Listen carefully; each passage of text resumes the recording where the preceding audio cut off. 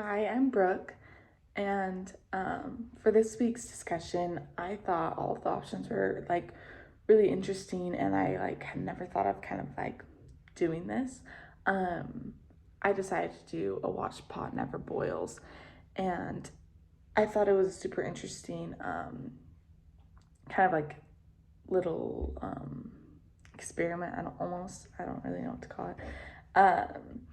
To do because you never, think that watching a pot is going to be super interesting and you're going to get all these insights and.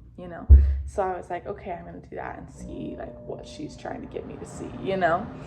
Um, and so I just kind of recorded everything that happened during it. So I noticed how loud our AC is. I don't know if you can hear it right now. Or heating. I don't even know what it is, but it's really loud. But I notice how loud that is. And then first, I usually when I boil water, I just leave it there and I go and do things. And I always let it sit there boiling for forever. And because I forget about it, I just don't realize how fast it goes. I don't really know what happens, but I have completely had a pan completely evaporate out, and I ruined the pan because I forgot that it was boiling there. But so it was interesting for me to have to sit there and watch it boil, and I was surprised by how fast it happens. And so the pot, it kind of starts with all these a couple little bubbles on the bottom, these bigger bubbles, and if you looked at it, you wouldn't guess that it was being heated up at all because the water's completely flat.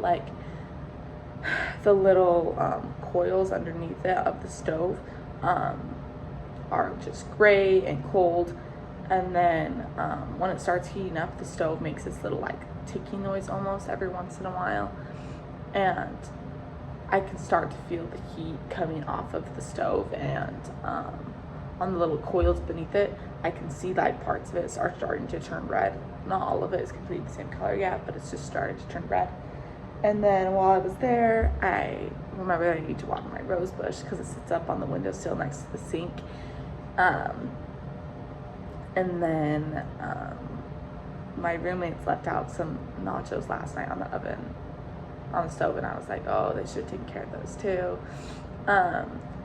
And then I decided I'm going to heat the water up and make tea, which I did because when you're boiling water, why not use it for something?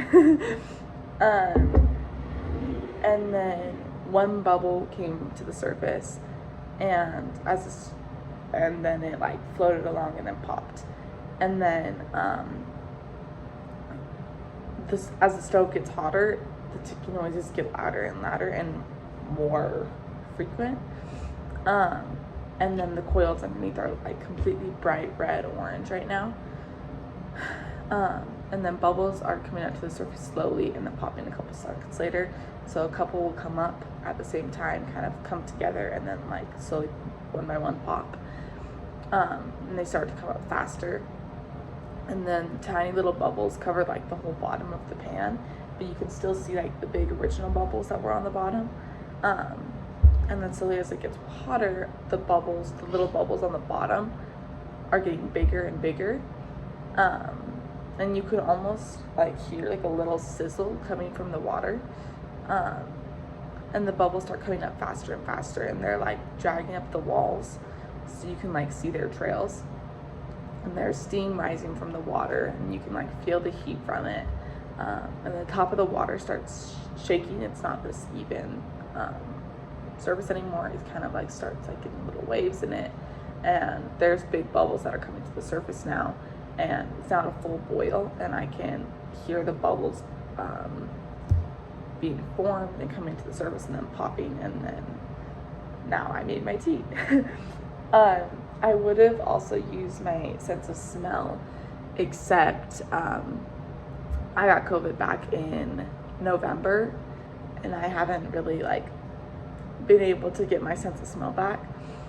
But I'm sure that there was smell that I would have been smelling if I could. So that was a interesting observation because usually you wouldn't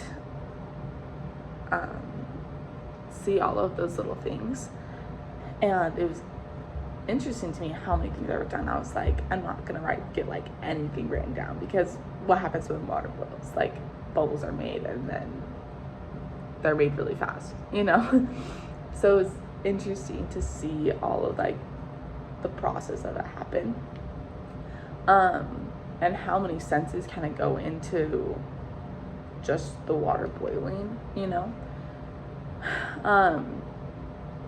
I just learned from this activity how much you use your senses in something as simple as just watching water boil.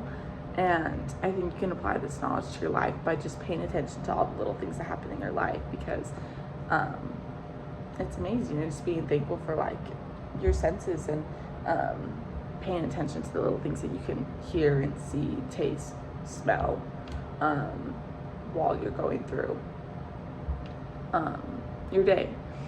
And then one of my questions is, what's one of your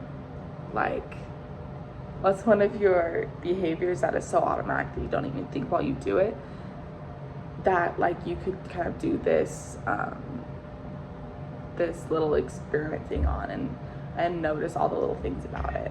I don't know if that was worded super well, but yeah.